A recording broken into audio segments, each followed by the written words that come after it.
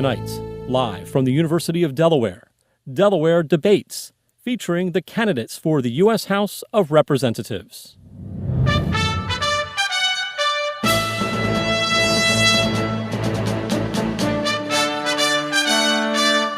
Hello, everyone. On behalf of Delaware Public Media and the University of Delaware's Center for Political Communication, welcome to Delaware Debates 2022. I'm Ralph Begleiter. Delaware Debates is supported by the University of Delaware's College of Arts and Sciences and the offices of the Provost and the President. This debate includes candidates in the race for Delaware's sole seat in the U.S. House of Representatives. The Democratic Party's nominee for Congress is Lisa Blunt Rochester, the incumbent. The Republican candidate for Congress is Lee Murphy. Welcome to you both. We're very glad to have your participation in the debates this year. Now, both candidates have agreed in advance to rules for this 90-minute debate. I'll begin with a question for each of them, and they've agreed to hold their answers to specific time limits. We'll also have some questions posed by a student, Meg Rossler, executive producer for Student Television Network at the University of Delaware. Although the candidates have agreed that there will be no opening statements, you will hear closing statements from both candidates later in the program. The candidates will answer in the order they themselves determined with a pre-debate coin toss. We'll try to keep our questions concise and ask the candidates to answer succinctly as well, so we can cover as much ground together as possible. We'll focus first on the nation's economy, which is at the top of most voters' minds. My first question goes to Lisa Blunt Rochester. Congresswoman, you voted for something called the Inflation Reduction Act, which was the name Congress gave to a big bill including a lot of Democratic priorities. Does the act actually reduce inflation, and what does it do to the national deficit? First of all, I want to thank the University of Delaware for having me, and thank you, Ralph, and thank you to Delaware for the opportunity to serve. The Inflation Reduction Act, which we passed, really, to me, is about Delaware families and the things that I've heard up and down this state. Everything from lowering our prescription drug prices for our seniors to making sure that our energy costs are lowered. And it is actually paid for by really taxing those businesses and those individuals that are at that top tier percent. Some businesses that have never paid taxes. And so for us, the Inflation Reduction Act for the seniors, one of the things that it does is allow us to negotiate prices through Medicare, for which we've never been able to do before. We can negotiate for planes through the Pentagon, but we can't negotiate for drug prices. It also caps at $2,000 the amount that a senior would pay for their prescription drugs. I literally had a town hall meeting where I had to repeat it 3 times because they could not believe that this was something that was possible. And also capping the price of insulin to $35. Again, it's paid for, but it also is meant to touch people's kitchen table issues. Energy, prescription drugs, making sure we invest in our climate as well. So that's really the first of its kind, a massive bill that we were able to pass that really will have an impact on families in Delaware. Now, a related question to you, Mr. Murphy. You have criticized the Biden administration for not doing enough to fight inflation. Many economists say that presidents actually have very few tools that they can use to fight the underlying causes and forces of inflation. But regardless of whether you agree that's true or not, please suggest 3 additional ways that you think a president could act to have a moderating effect on inflation over, let's say, the next 6 to 12 months. Well, Ralph, it's a pleasure to be here, and hi to the audience listening and watching this evening. You know, inflation, as I travel up and down the state of Delaware and talk to Delawareans, it's the #1 concern of the people in this state. And we're facing the highest inflation in over 50 years in our country right now. Now, inflation, how do we curb it? How do we fix it? It's when demand outstrips supply. And let's face it, the government is spending money, printing money, trillions of dollars in unnecessary spending. We have to get the foot off the neck of our small businesses in this state. We have to let them do what they do best, and that is to create jobs. We have to get rid of unnecessary regulations, lower taxes, make it easier for people to do business in this state. You know, it doesn't take a lot to get inflation under control. The government just has to use a little discipline in how they spend our money, and we can get this problem in a relatively short time under control. Now I'd like to ask a question of both of you that is related to the inflation question you've both just addressed. Do you each support continuing the U.S. pressure on Russia to end its unprovoked war against Ukraine, even if it means continued economic hardship for Americans, including things like higher gas prices, higher grocery prices? Mr. Murphy, first shot. Let's talk about energy independence, ladies and gentlemen. This country just 2 years ago was energy independent. We used our natural resources in this country, our gas, our oil, our coal. What did this president do day one? Shut down the Keystone Pipeline, shut off leases in this country for oil and gas exploration. We need to put the people back to work on the Keystone Pipeline, open that pipeline, get that oil into our refineries and back into Americans' cars at $2 a gallon, which it was just 2 years ago. Our energy independence is so important, not only economically, but for our national defense. As we see overseas in Ukraine, the crisis that faces the people of Ukraine, how is Putin funding that war? He is funding that war by selling his oil to our friends in Europe and all over the world. We were, just 2 years ago, a net exporter of oil to our friends in Europe. The bottom line, that war right now, financed by oil, Russian oil, would not be happening if the United States was energy independent and we could help our friends and cut off that supply of Russian oil. The question was about whether you would continue to support Ukraine even if it meant a continued stress on the inflation rate in the United States, on gas prices and other things. Would you vote to continue supporting Ukraine? Yes, I support the Ukraine. It's a humanitarian crisis, okay? And I just want to get back to the energy independence. And now we have the energy dependence. This war, first of all, would not be happening if we were energy independent. Russia would not have the finances to finance this war. So, yes, the predicament we were in is a result of one decision made by this president, day one in office, to cut off our energy independence. Elections have consequences, and this is one of the tragic consequences that we face. Congresswoman Blunt Rochester, your response to the question of whether you would continue to support Ukraine fighting the war against Russia, even if it means stress on the inflation in the United States. Well, first of all, let's be clear.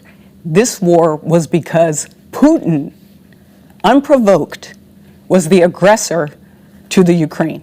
To the Ukrainian people. I mean, let's be clear about that. This was not a Joe Biden war. This was a Putin war. Secondly, to your question, what is disappointing about the answer is that in my time in Congress, this has been a bipartisan issue. This hasn't been something we've, politicized. It has been a bipartisan issue because there are consequences to what Putin is doing. There are global consequences. There are consequences to democracy. There are consequences to our safety and security. And so, to your question, I think this is one of the reasons why we run. The American people have stood up and said that this is a tough time. We understand that inflation is a challenge. As a matter of fact, I actually went and put forth supply chain provisions to make sure that people understood why it's difficult to get some of the products that we've gotten. We were in a pandemic. This is a pandemic, once in a lifetime. And so we are feeling a different effect. Again, to me, our support for Ukraine has been strong, it has been bipartisan, and I hope it continues to be bipartisan. It's about democracies around the world as well. You had a follow-up answer to the first question. I'm going to move on, but Can I get a follow-up then to supply chain? To supply chain. Go for it. Yes, and I'm glad that Mr. Murphy brought up supply chains, because one of the things I've had a chance to do is actually go around the state and talk to business owners, talk to individuals, and it started with the pandemic. When being on the health subcommittee in Congress, I was able to see that we were not able to get PPE, we were not able to get vials, things were made in other parts of the world, and so what we did was we focused on how can we bring our supply chains back home? How can we make things in America? And so I authored provisions that are in legislation, and now we are able to see, even with the CHIPS and Science Bill, that we're bringing those jobs back home. We're making sure that we're strong. Even our car dealerships. I went to a car dealership, they had no cars. I went to a company here that makes mammogram machines, they didn't have the chips. That's the kind of work that you have to do to solve difficult problems in Congress, and I'm glad that I've been able to work on that. Sticking with the national economy, and an issue both of you would have to vote on as a member of Congress if you're elected to Congress this time, the national debt has ballooned over the last 2 presidential administrations, caused by several things, including huge tax cuts and huge stimulus spending during the pandemic. After voting to spend money, Congress routinely engages in political brinksmanship about raising the debt ceiling, and then usually always raises the debt ceiling anyway. My question to you is, should Congress stop pretending there is a debt limit? Congresswoman Blunt-Rochester, you take that one first. No, I don't think we should stop. I think it is important for us to be fiscally responsible. That's why I even shared with the last bill in terms of the Inflation Reduction Act, looking for ways to pay for that, as opposed to the Trump tax cuts, that there was no way to pay for that. I do think we have to be responsible, and I do think it's something that we need to do together. Again, I come from a background of governing. I come from a background of bringing people together. And so for me, it's important that we sit down together and talk about how do we deal with these issues that sometimes seem simple, but they're not. They're more complex. And so, no, I think we must be responsible, and that's important to me as well.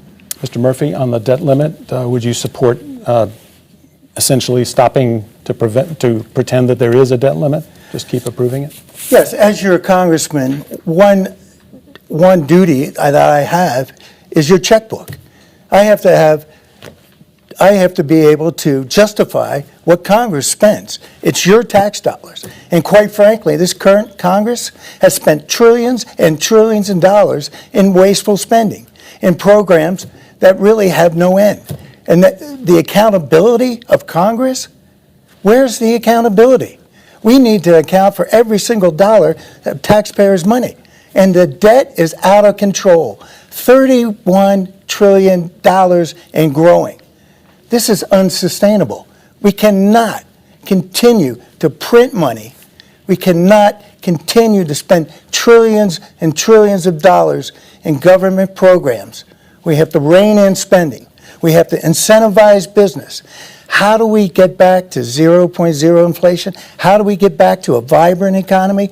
Let's get the foot of government off the neck of small businesses, manufacturing, create jobs, people pay taxes, the debt goes down, and we have, once again, a healthy economy. That's the way I see getting us back on track in this country economically. So if you're elected to Congress, would you vote to raise the debt limit or not, or would you vote against raising the debt limit?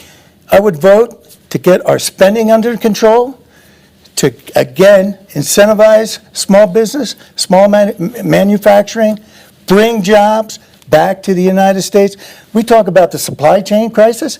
Well, this administration created this supply chain crisis. We need to once again make things in the United States. And why has it taken the Congresswoman 6 years to address this issue? We need to make things in this country. Our life-saving pharmaceuticals, computer chips, we need to once again make things in the United States so we don't have these supply chain issues that this administration has given us. All right, your next question for both of you comes from UD student television executive producer Meg Rossler. I'm going to ask Meg to ask the next question. Thank you, Ralph. So Many young people in the United States often talk about skepticism in their futures compared to their parents or their grandparents. They see that owning a home in the future is unforeseeable. They see a planet that's been ravaged by climate change going largely unaddressed. And they see the Supreme Court stripping their personal rights from them about personal family planning and being handed to state governments. So what should Congress do to reassure young people of the reliability of our national institutions? Okay, according to the rules, Mr. Murphy, you speak first on this question. Well, that's a great question, and I have many young people involved in my campaign, and quite frankly, I am running for Congress. Basically, my main motivation here is for my children and my grandchildren, to pass on a world that is as good as the one that I grew up in. And right now, it's not looking good for them. But to address your question, the accountability comes back into play here. Congress has to be accountable to the American people. And right now, Congress and this administration are not accountable to the American people. We see spending, out of control spending. And that will affect future generations. It will affect your children, your children's future, and our future as a nation. So now Congress has to be accountable on all levels to ensure a bright future for not only you, but for your family and your children. Congresswoman, your response to the student's question about looking ahead to the future of the younger generation. Yeah. First of all, Meg, thank you so much for the question. As I have gone up and down the state and talked to young people, there are issues that are really important to you, and climate being one of them was one of the reasons that I ran. And I think that what's important for us is to model what you want to see. For example, the fact that we've been able to pass legislation that has the largest investment in climate in the history of this country is something that I hope restores your faith. The fact that we've been able to deal with issues such as criminal justice reform and environmental justice, I hope that restores your faith. That really, part of it is us doing our part, and then also including you in the decision making and being part of what we do. And I can say we have young people not only on our team, but also providing us with policy insights, because that's really important. And then I think the other thing is to run, to get involved, to get engaged. Many of you have been the ones that have really pushed forward the major challenges and solutions of our time. And so I would just encourage you to continue to be a part of the solution. And again, I feel hopeful because I look at you. You give me hope. And I'm just grateful for that. And we will continue to work with young people to make sure that we save this planet and that we save each other. I need to switch gears now. I know we could talk about the economy for the entire time of the debate, but there's a lot of other topics worth talking about as well. And I want to focus on another major national issue that we all know is on many voters' minds, the Supreme Court's decision after 5 decades to revoke the right of pregnant women to choose abortion. So for both of you, please, address this specific question. Should Congress pass legislation reversing the Supreme Court's decision, codifying abortion rights into federal law, or pass laws protecting women, physicians, providers who help women who are fleeing states that now ban abortion? Or should Congress stay out of the abortion issue altogether? Congresswoman Rochester, please first. Well, I am proud to say that I voted for, am a big supporter of the Women's Reproductive Health Act in Congress, which we passed in the House. I believe, and I've said it on the floor of the House, I've said it here in Delaware, I believe there is no room in women's womb for politicians. I just want to be clear about that. It feels like people are trying to roll back the freedoms that we've had, the autonomy that we've had, and I think that's a big difference between us. I'm proud of what Delaware has been able to do, but what Republicans in Congress are proposing would actually nullify the will of the people here in Delaware. And we don't need to go backwards. I'm excited about moving forward and making sure that when we get back in the House and the Senate, that if we have the votes, we can codify Roe so that we can make sure that our bodies, our choices. Mr. Murphy, on abortion, should Congress stay out of it? Should the Congress legislate on abortion? Well, really, this is not a political issue, number one. I agree with the decision, the Supreme Court decision, the constitutional decision to return the right, this important decision-making process back to the states. As people know here in Delaware, it's a right. It's a protected right here in Delaware. And if someone wants to have an abortion here in Delaware, it's protected.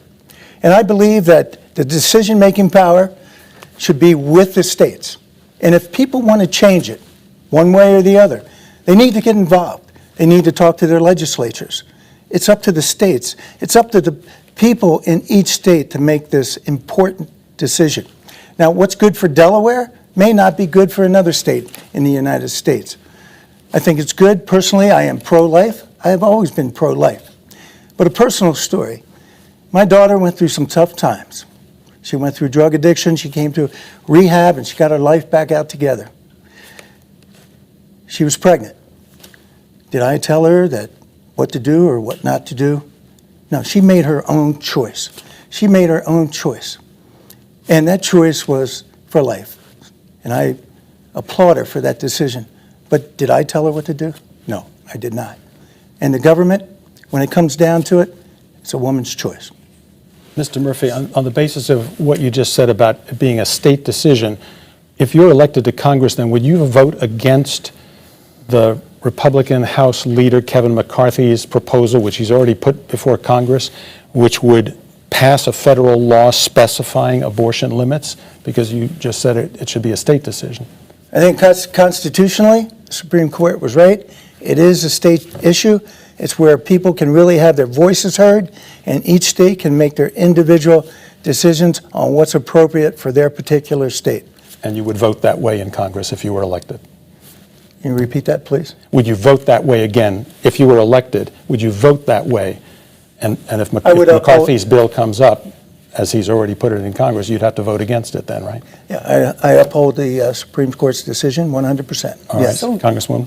So just to be clear, right now, Lindsey Graham and McCarthy are suggesting a bill that would overturn the will of Delaware. And you are saying you would not support their proposal that would put limitations on women across this country. I mean, your daughter had a choice. She had a choice? That's what you... She made the right choice. That's what you... But it wasn't my choice. But it was her a choice. Yes, she had a choice. Yes. And in the end, that's what it comes down to. So clarifying again, you would support Lindsey Graham and McCarthy, or you wouldn't? As I stated, I support the Supreme Court decision. Okay. Handing it back to the states where it rightfully belongs, where people can get in touch with their legislators and do what's best for the interests of that particular state. That's where it belongs. It's protected in Delaware. The fear-mongering that Republicans will ban all abortions, the fear-mongering really gets to me. It upsets people. I've had people call me that this... I'll just end it there. Yeah, this question has been asked and answered. But I have a related question that both of you can respond to as well, and that is prompted by my reading of a piece by Mr. Murphy in the First State Times, in which he wrote that Roe v. Wade is not settled law, that the concept of settled law is a made-up concept. And I want to ask each of you, how do you feel about the concept of settled law? Do you apply it to other court precedents, including cases protecting gay rights and interracial marriage, so they also would not be settled law, or are settled law, depending on your point of view, and should be reconsidered or even reversed? So question is, how do you feel about the issue of settled law on abortion, and would you apply it to other issues as well? Mr. Murphy? The abortion issue is separate, and I have complete faith in the Supreme Court in their decision-making process. And I believe everybody should have faith in the Supreme Court. In terms of other issues, I would very much have to look at those issues and make a determination on whatever Supreme Court decision came down, whether I agree with it or not agree with it. Congresswoman? You know, I think that what really concerns people, and young people as well, is that we believed that it was settled. Roe versus Wade was settled. Then when you get a justice like Clarence Thomas, who basically says other things are on the table, like contraception, like gay marriage, marriage equality, that doesn't instill confidence, unfortunately. I believe that these things, you know, my ability to even be on this stage as a black woman who ran for Congress, who even have the right to vote, these things, we don't want to go backwards. We want to go forwards. And so, to me, when people start talking about contraception, when they start talking about marriage equality, it's a slippery slope when you go after something that is almost 50 years old that has been the law of the land. To me, that is unsettling for people. And that's why so many people are coming out and voting, because they don't want to go backwards. They don't want their rights to be taken away. And that's one of the reasons why this moment is important. Staying with the concept of federal guarantees of civil rights for a few moments, and I just want to point out the Center for Political Communication at UD just came out with a new public opinion survey here in Delaware that showed that 80% of Delawareans support laws protecting transgender students from discrimination in schools. So I want to ask you about a very particular aspect of that policy area, so please bear with me on this question. Should the federal government pass a law guaranteeing individuals, regardless of their age, a right to seek and receive medical treatment for gender transition? Should medical treatment in transgender cases, like medical treatment in abortion-related cases, as the Supreme Court has now ruled, be decided by the states, by the federal government, by doctors, by the courts, or by individuals and their families? In other words, should states have the power to allow or ban medical treatment for people who are gender transitioning? Congresswoman? You know, again, this is a moment where people are feeling excluded. It's challenging enough going through what these young people are going through. And I think it's very clear that there are medical aspects of this, that there are aspects of this that relate to that young person and their families. And this is not something that I've seen come up in Congress, but we have been very upfront and supportive of protections for transgender children. That's something that's important to me. Part of it is that I think a lot of times people want to be seen. They want to be heard. They want to be respected. That's what this is really about, is young people being able to be fully who they are. So I think this is one of those issues that, should it come before Congress, I would definitely do my due diligence, but I would definitely support those young people that really need to be able to live their full free self. Mr. Murphy? Yes, I mean, this issue is very near and dear to me. Having been a teacher and a coach for many years, I have coached boys and girls, all ages, and I've thoroughly enjoyed it. And I think what we're talking about here, as a coach, as a teacher, we are compassionate. We are compassionate people, and we deal with every child individually. And regardless of who they are, or what they're going through, or how they're perceived in the world. And compassion is the big word here. And we care about everybody. We care about all children. But I just want to address the fact that I can't even really believe that I'm talking about parents having rights here in our schools and what's decided in our schools and then outside of our schools. Parents should have the right to determine, on these important issues regarding sexuality. It should be between the parent and the school and the child and whatever other professional that they need to talk with. So the state, this is very personal, and it's not a political issue, and it should not be treated as an issue which I think divides people rather than bringing people together. And so you would make a distinction. What is the distinction that you apparently make between the transgender policy issue and, let's say, the abortion issue, which you've already said here tonight should be decided by the Supreme Court and then by the states? Yeah, I just feel that we, instead of dividing, this is very divided. Look, everybody is protected under the laws of this country. We don't need to really, we need to not continue to set this group over here and this group over here, and this group has special needs, and this group, we need to come together. Everybody, and again, going back to the word, it's compassion, and treat individuals as individuals, address their needs, and for God's sakes, parents need to have a say in their child's life, period. Congresswoman, you said a moment ago this issue hadn't come up before Congress yet. But I want to say something, though, about, I'm really glad to hear you talk about compassion. I know 2 young people in this state that have come to me with their parents and talked about the challenges that they face every single day. And, you know, in this country right now, you as you said, I do feel these things are being politicized. I do feel that for those young people, life is challenging enough. It is hard enough without being demonized. And so, you know, I wish we all would talk about compassion, but also recognize that just because we say we all have rights doesn't mean that it really plays out that way in people's everyday lives.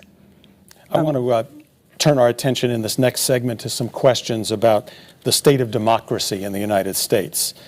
National public opinion polls show that many Americans, both Republicans and Democrats, say they are concerned about threats to American democracy. I want to ask each of you if you think state or federal legislators in the United States have the power to overturn, reverse, or otherwise change the decision of the voters in national elections after the voters have cast their ballots.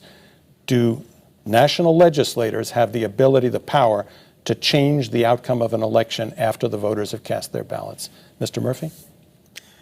No, our elections are spelled out in the Constitution, and there's certain procedures to ensure the integrity and the fairness of all our elections. When the voters speak, and that their will should not be overturned. Congresswoman? What is surprising to me, again in this moment, having been trapped up in the Capitol on the day of January 6th, is to see that, I read an article recently that there are 299 election deniers running for office at this moment. That means people who didn't believe in the results of the last presidential election. It was clear.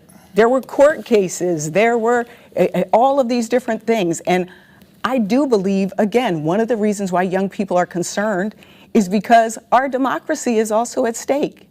Fragile and at the same time resilient. Thank God we came back that night and did our job and actually really upheld that peaceful transfer of power. But no, should people be able to just overturn the will of the people? No. And the people spoke. Joe Biden is the duly elected president of this country. And some people just don't believe it.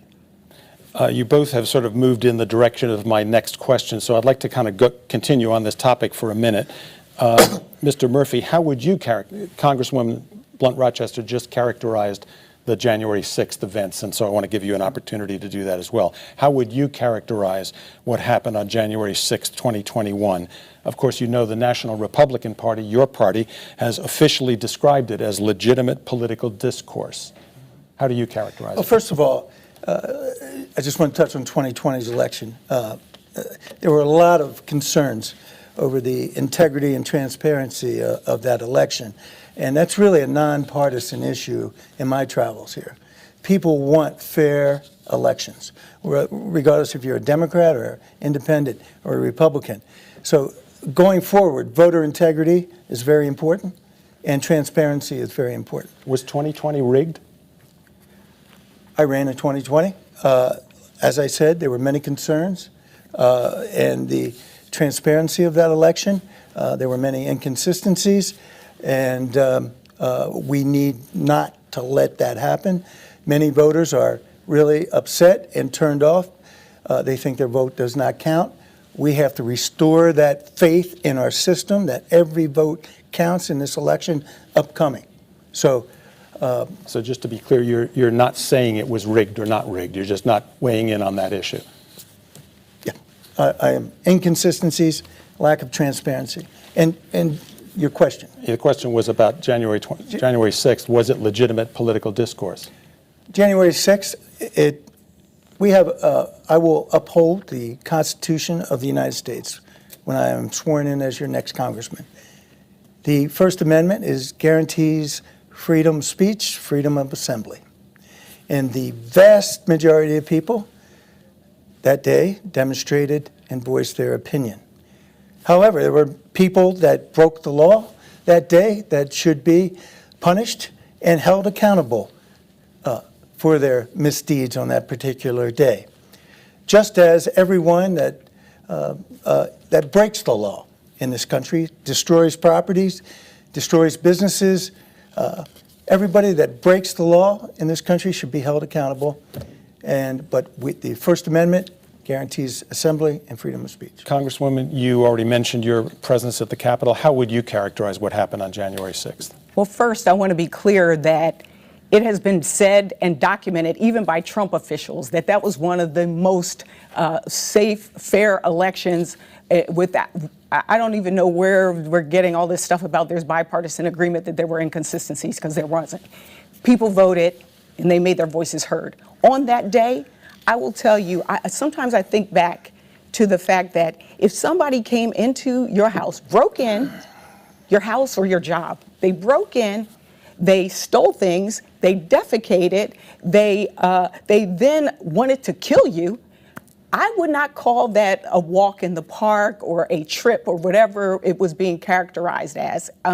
That day was, to me, the hardest day and my greatest day in Congress. It was the hardest day, not because, of what was happening in that moment, but what I saw afterwards in terms of people scaling the Capitol, walking through with a Confederate flag, all of that. And then it was a great day because we came back that morning and we made sure that we certified that election.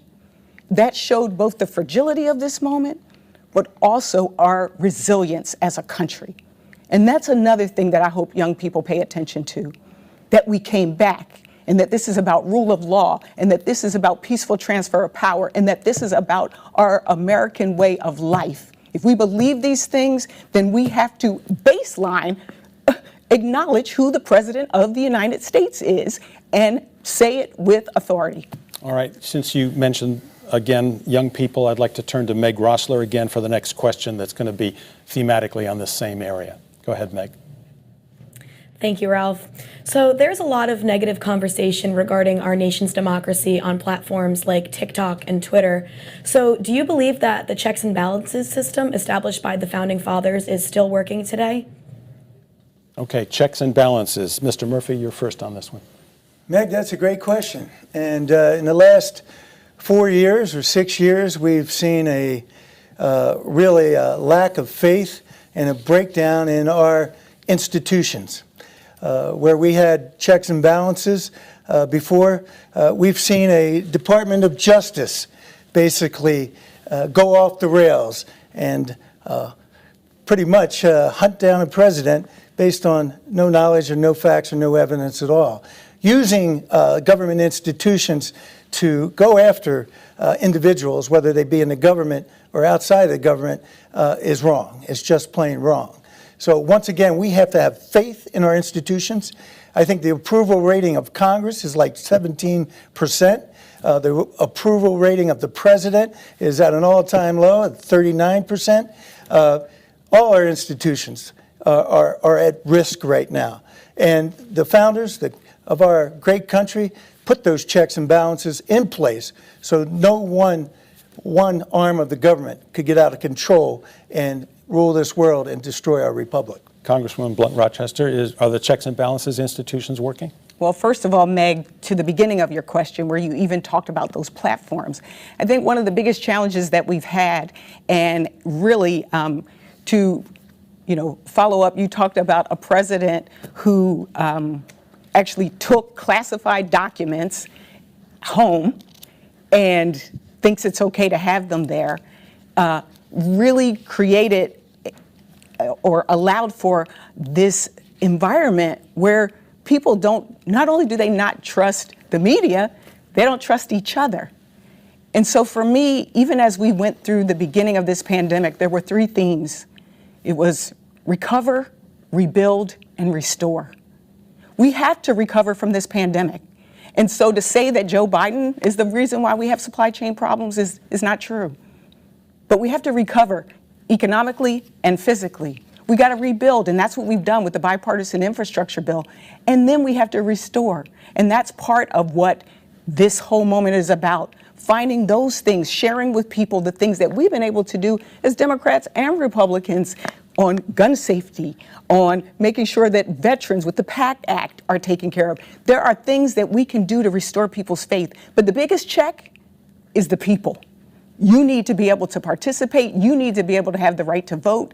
And we don't need individuals that are trying to take away your rights. We need folks that are going to make sure that you continue to have that right to be the biggest check on all of us. I'd like to turn now to some questions on public safety and gun policy issues. They've already come up. This debate is being held at the University of Delaware, which is a highly ranked research institution.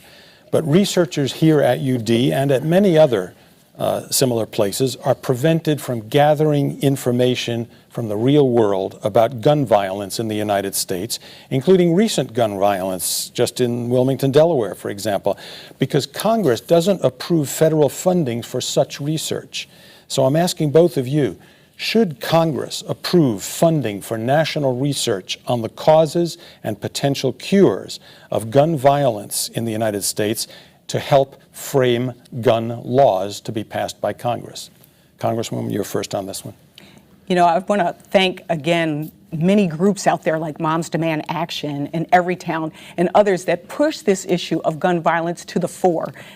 This really, a lot of times we hear about the mass shootings, but it's those everyday shootings in our communities and in our neighborhoods that are also impacted. And so I'm proud to say that I was supportive of making sure that we could study gun violence, but I also am proud to say that I was actually one of the supporters and a voter of the Safer Communities Act, which is actually a bipartisan piece of legislation, first of its kind in 30 years, and really it was because it was pushed by young folks to make sure that we lived up to common sense gun safety legislation. I also was involved in, or actually co-lead in a bill called Break the Cycle of Violence, based on things that I learned right here in Delaware, things that work, like group violence intervention and hospital-based interventions to stop retaliation. This, to me, in addition to making sure that we got funding that comes to local communities to solve local community problems, has been what I've been working on and what I want to continue to work on, because we still have so much more to do. I, again, applaud being able to collect the data, but it's also important what we do on the ground with that data. And so I'm glad that we've been able to pass this legislation, this first in 30 years, but there's still more to be done. Mr. Murphy, your view on doing national research on gun violence to help shape future legislation? Well, we do have a problem with violence in this country. And for the Congresswoman and the Democratic Party to put it on law-abiding citizens that legally, lawfully own guns, I think is terribly wrong. I am a strong supporter of our Constitution, and I'm a strong supporter of our Second Amendment. When we look at violence in this country, there's many root causes. And one could be classified as the economy. Where we have an economy that is not working, we have poverty. And what happens in impoverished neighborhoods? Violence happens. People turn to other means of supporting themselves. And that many times includes violence. The drug trade in our country is out of control. The root causes of violence are not at the hands of legally owning gun owners that support our country. It's deeper, it's more involved. We have to get to the root causes of our violence in this country. What causes it? Okay. I want to follow up on public safety issue. There have been clashes, as we all know from reading the news over the last couple of years, and across the political spectrum. Local and state police departments have made a variety of different decisions about officers wearing and using body cameras. I'd like to ask you both whether you favor expansion of body camera use by community police forces, and for that matter, maybe other forms of surveillance, such as cameras on utility poles or even in drones, as are used in other countries.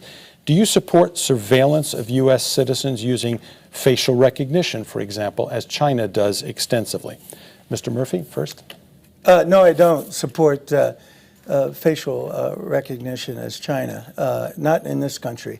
And overall, there's surveillance, and then there's surveillance that violates our rights, our privacy rights under the Constitution.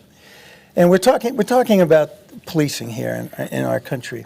And I am proud to have the endorsement of the Delaware Fraternal Order of Police for the second time. But let's look what's happening here in our public safety.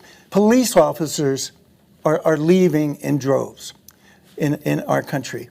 And what happens there? Our most vulnerable neighborhoods are at risk. I campaign all over, up and down the state, in all kinds of neighborhoods.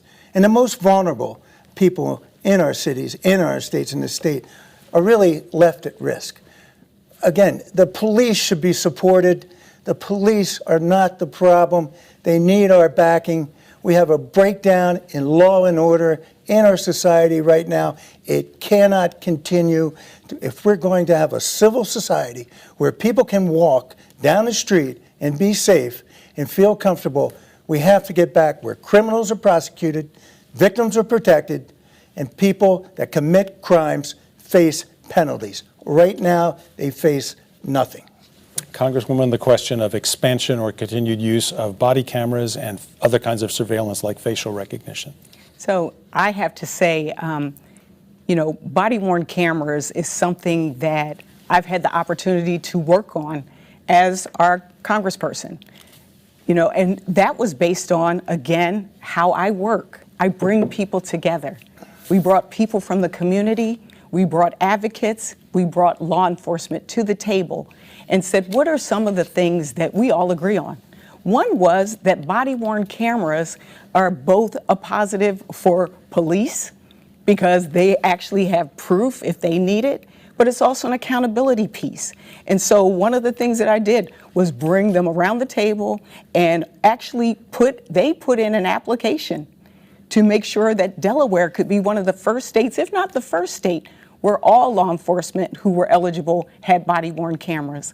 Again, the goal here was to make sure that there was accountability, but at the same time, I also want to touch on the support for police, because in Congress, what we've seen, I just voted on legislation to provide training and funding to help these, particularly our smaller police stations. I've had an opportunity to talk to law enforcement up and down the state, and those are the kinds of supports that they need. However, Republicans in Congress voted against it. They voted against supporting our Capitol Police, the ones who fought for us during the insurrection. So let's put let's not just talk about this, let's do the work. Let's bring people together to try to make sure that we have safer communities. Yeah.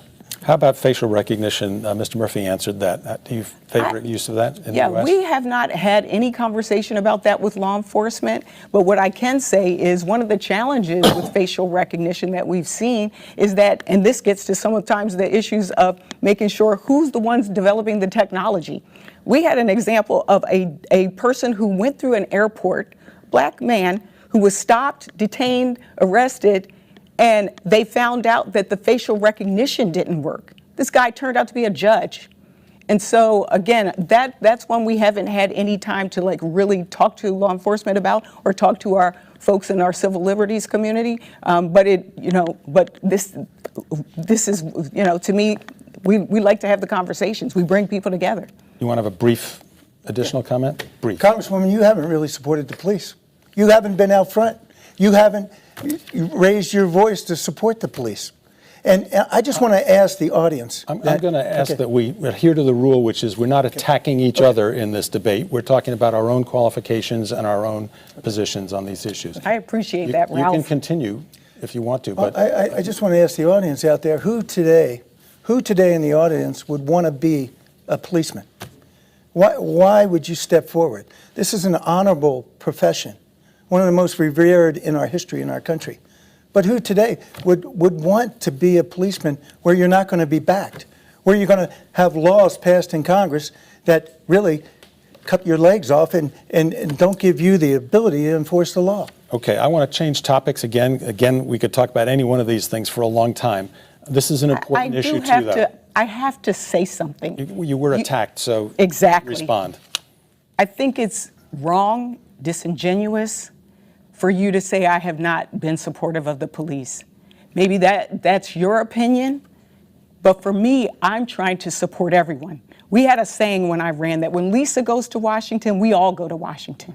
And that's what I strive to do every single day, hear the voices up and down this state. Again, if Republicans in Congress mean it, then they need to put their vote where their mouth is and vote to support law enforcement. Okay, I want to turn to housing issues, the nation's housing problem. And it's a problem not just around the nation, it's a problem in virtually every state, including in Delaware. Some people even call it a housing crisis when they think about homeless people or young people trying to buy their first home, for example. So the question I want to ask you is, home builders in the United States have very few incentives to build what you and I would call affordable homes. High land prices, not in my backyard politics, wealthy home buyers in desirable areas, and even local governments who are thirsting for real estate tax revenue all drive builders in the direction of building large, expensive homes. Should Congress do anything about this to improve the supply of affordable and affordable starter homes in desirable areas in this country? Congresswoman, first on this one. Yeah, I mean, housing to me is one of the number one issues that a lot of times you don't hear on the TV, but it's something I hear up and down this state. I went and visited a business, and one of the owners asked his COO to come in, the chief operating officer. She was 51 years old, and he said, "Tell the Congresswoman where you live." She said, "With my parents." This is one of the issues that I have tried to be very upfront with. Number one, I introduced the Housing and Affordability Supply Bill in Congress to really break down the barriers and help municipalities as well as communities come together to figure out the plans to be able to build that affordable housing that we're talking about. I've been able to bring dollars to Delaware for both homelessness as well as housing, as well as organizations such as Habitat for Humanity. This is one of those things where, it's many times building generational wealth for a family. It's sometimes, I remember for my family coming to Delaware, our first home as kids, it deals with our education system. It cuts so many different ways. And so for us, this is a priority, and we will continue to make it a priority. That bill, the Housing Affordability Bill, had over 100 organizations across the country support it, including Up for Growth. This is a bill that we need to pass, and we need to make sure that we have more affordable housing stock in Delaware, and I will continue to work on that. Mr. Murphy, your view on should Congress do something to increase the amount of affordable housing, not just for the homeless problem, but also for the problem of young people trying to start out? Well, absolutely, Congress should do something, and this goes back to the runaway inflation we have right now. We have a administration that where the Fed is raising interest rates by the day, by the week. Mortgages are at an all-time high, 7%, over 7%. We have to get back to a vibrant economy. The answer is not for the Fed to raise interest rates and raises mortgage rates. It raises people need to have a healthy economy. In a healthy economy, the Fed does not have to artificially raise their rates. We just witnessed 2 years ago where you could get a mortgage for 1%, 2%, or 3%. We need to get back to where people can afford houses and continue to talk about the economy where people are working in jobs created by a healthy economy that will in turn allow them, just as it did when I first bought my first house, to be able to afford a house. And we've seen in these inflationary times, mortgage rates are going up, rents are going up, everything is going up. So this is an economic issue. Rather than the Congress or the government subsidizing, let's get back to a healthy economy, get our economy going so people can work and buy a house. Mr. Murphy, interest rates have been at a very, very low level on mortgages for a very long time. Many years, not just in the last couple of years. The high mortgage rates certainly are high now, but only in recent months. I'm asking you about fundamental policy, national policy on affordable housing, not about something that's just happened in the last few months. I think locally here in Sussex County, I'll just use an example that the local government in Sussex County is looking into and making affordable housing for the people that actually work in that area. As you know, Sussex County is many vacation homes. They need workers. The workers have to travel great distances to get there. The local governments, and I think this is a local issue too, are working to provide and make available housing that is affordable to people that are not in the upper income levels of our society. Okay. We've gotten to the point in our debate where it's time for what we call the lightning round of questions. It's a few questions which lend themselves to shorter answers. So I'm going to ask you each to answer these questions, the following questions, in a minute or less. And the first one is going to be asked by Meg Rossler, the executive producer of Student Television Network here at UD. Meg? Thanks again, Ralph. So President Biden has taken some administrative steps to reduce student debt, and the application for debt relief is open through the end of 2023, but for future generations of college students. Is debt relief something you believe should become permanent? All right. Mr. Murphy, you're first on this question. Permanent relief for student debt? Permanent relief for student debt? I don't believe in permanent relief for any debts in our United States of America. Let's just talk about this student loan forgiveness. I paid back my student loans. My children paid back their student loans. And I knew many people that I graduated from high school that could not afford to go to college, who are still working. And my problem with the president's action, other than being unconstitutional, it should have been passed in Congress, and Congress should have stood up and said, no, this is our job to vote on this, not you, Mr. President. But why should people that couldn't afford to go to college, hardworking Americans, are now forced to pay this billions and billions of dollars of debt that other people incurred? It's just wrong. Congresswoman, student debt, it's temporary right now. Should it be permanent? Well, first of all, I want to say that, we got to remember, just last year, we weren't even able to be here in person. We were in a pandemic. These times are different than before. And so as we look at what folks are going through right now, if this provides relief to those families and then also gives them dollars that they can go out and be able to put back into the economy, that's a good thing. These are people, some of whom have had these debts for years and years and years. For me, one of the things that I think we need to be looking at is college affordability. We should be talking about, why does college cost so much? And then the second thing is, not everybody needs a 4-year degree. So I've put forth legislation called the Jobs Act, and it's to allow for Pell Grants for short-term training and opportunities to be able to deal with some of the workforce issues that I've heard from employers throughout this state. So to me, I think this was a good thing. I think this was a timely thing. I think it was a necessary thing to help hurting families. Speaking of the pandemic, next lightning round question. The pandemic by now has produced a lot of data. We've collected all the information now over 3 years, showing who was infected and who got vaccines and so on, who died, of course.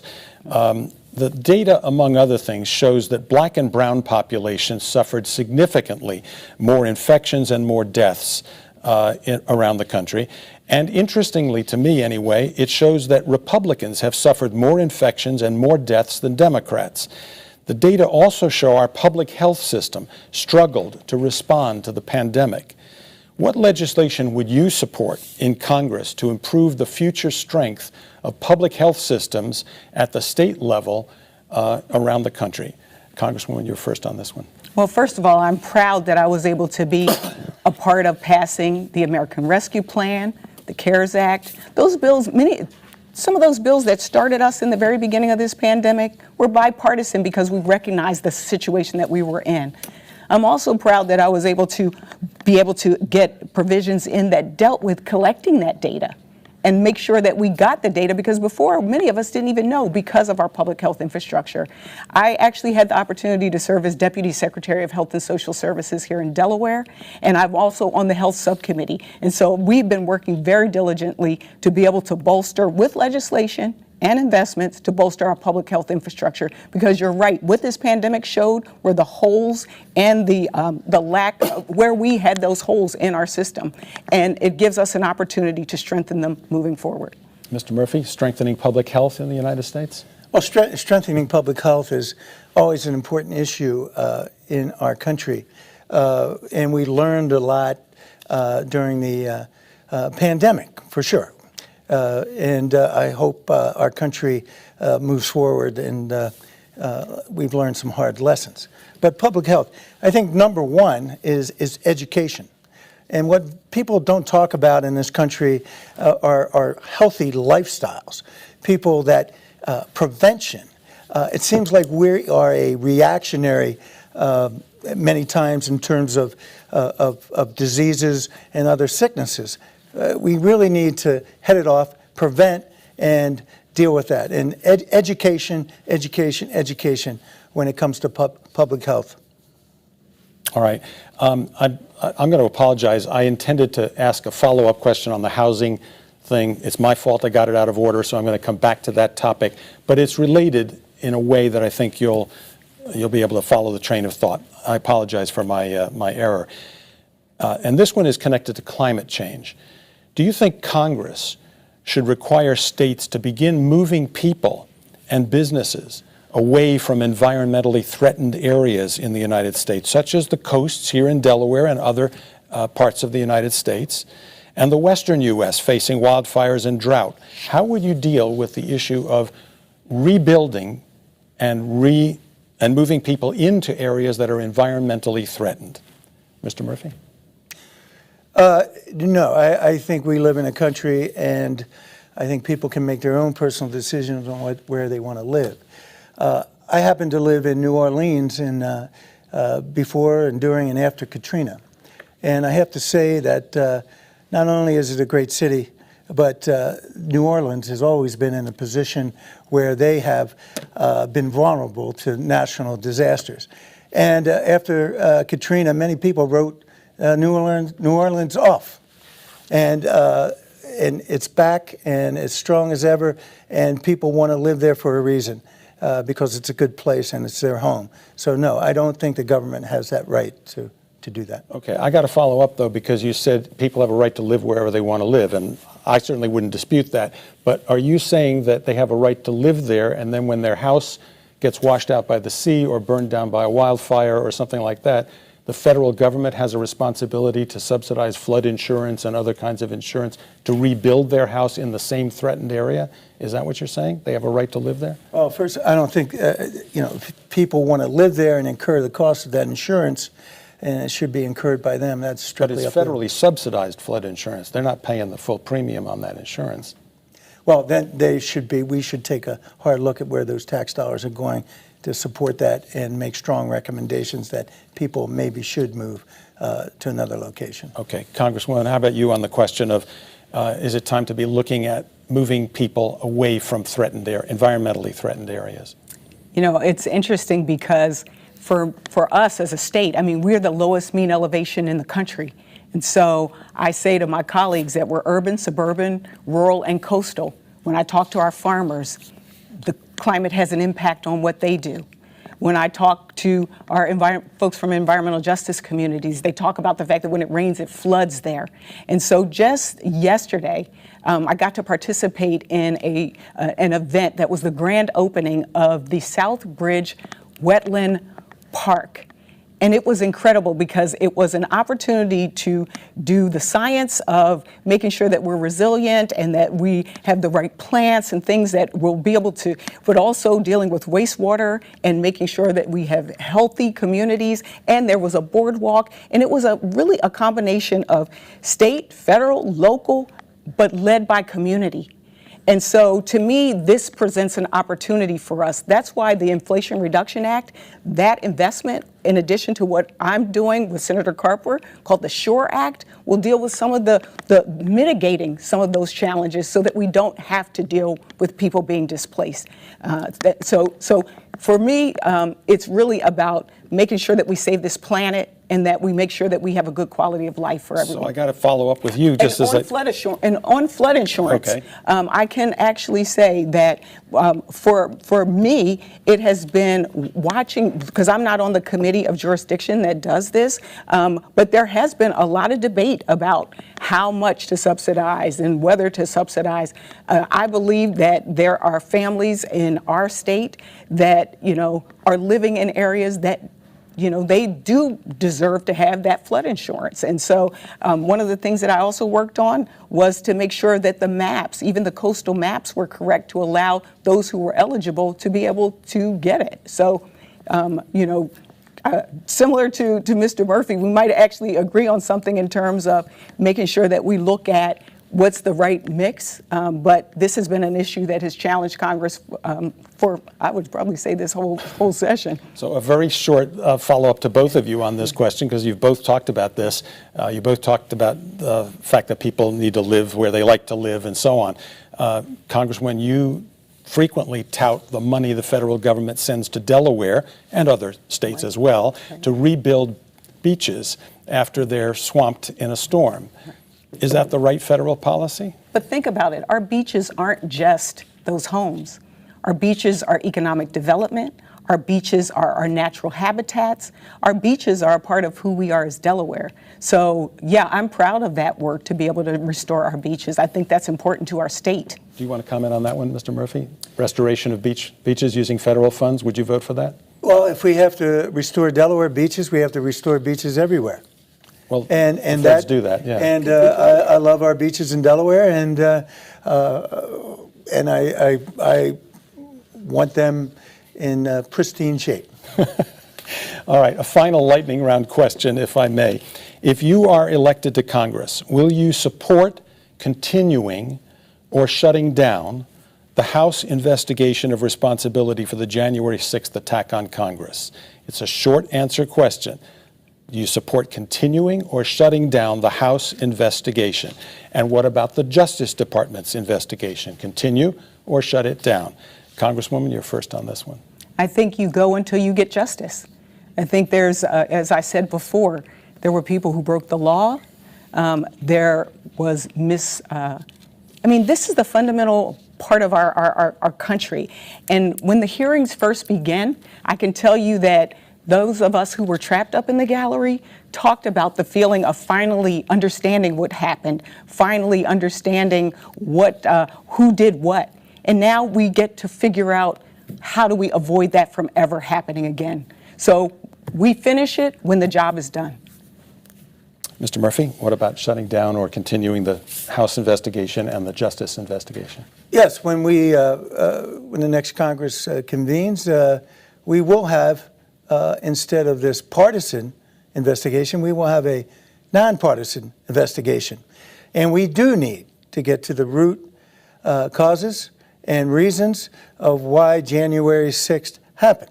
But with the current investigation, it's very partisan, one-sided. We need to have a nonpartisan. The American people deserve to know the truth about what happened on January 6th.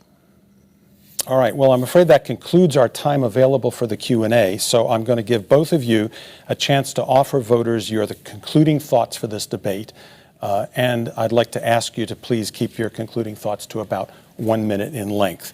We'll start with Congresswoman Blunt Rochester. This was part of the coin toss decision before the debate. For a closing statement, please. Thank you, Ralph. Thank you, University of Delaware. And thank you to all of you who tuned in. I think tonight is really, for me, about those three themes that I talked about. Our ability as a country to recover, rebuild, and restore our faith in our institutions and in each other. In addition to that, I think this election is also about two things. Making sure that we don't go backwards in our rights, particularly a woman's right to choose, and making sure also that our democracy stands intact. I want to thank you for the opportunity to serve you, especially during this time. And I want to tell you, I renewed my confidence, I renewed my strength, I renewed my commitment to our democracy on January 6th. And now I want to continue to serve you because there's so much more to be done. I also want to thank you so much for your support and for your prayers. And I hope that I have your vote on Election Day, November 8th. Thank you so much, Delaware, for being there. And now to Lee Murphy for your closing statement, please. Also about 1 minute, please. Thank you, Ralph, for hosting this event. You'd think my opponent was the challenger. She has lots of ideas, and she's also had years to act, but she hasn't. She could have spoken up as recession reared its ugly head. She didn't. She could have voted against trillions in inflationary spending. She could have spoken out about the bad foreign policy that got 13 U.S. Marines killed in Afghanistan. She could have used her soapbox to stand up to a president just one time. She didn't. She went along with all of it. In fact, she voted with Nancy Pelosi 100% of the time. Pelosi does not have Delaware's best interests at heart. If you want someone that does, who will help your family build a better life right here in Delaware with lower crime and better schools, vote for me. I'll vote for policies that help small businesses create jobs. I'll vote to make America energy independent. I'll fight inflation by working to balance the federal checkbook just like you have to balance yours. These are the stakes in this election, ladies and gentlemen. I appreciate your vote on November 8th. Let's get to work, and thank you. Because both of the candidates agreed not to attack in their closing statements, I'm going to have to give Congresswoman Blunt Rochester an opportunity to respond to Mr. Murphy's attack. Thank you, Ralph. Listen, Delaware, I'm not going to respond to those things because those are not the things that I hear from you when I'm talking to you up and down the state. My dad always said to me, Lisa, when you run for something, run for the people. Don't run against someone. I'm going to continue to be who I am. I'm going to continue to serve you by bringing people together. I'm going to continue to uplift. I'm going to continue to hear your voice and take it to Washington, D.C. And again, if that's what you want in a leader, then I'm your person. I want to serve you. You have been there for my family, for me, and I have been there for you, and I've got your back. And so we just hope that you will show up in strong numbers on November 8th and make sure that we take this country in the right direction, a positive direction, an uplifting direction for our water, our health, our planet, and for our democracy. Congresswoman Blunt Rochester and Mr. Murphy, thank you both very mumuch for participating in Delaware Debates 2022. On behalf of Delaware Public Media and the University of Delaware Center for Political Communication, thank all of you for watching Delaware Debates. I'm Ralph Begleiter, encouraging all of you to cast your vote by Tuesday, November 8th. Thank you.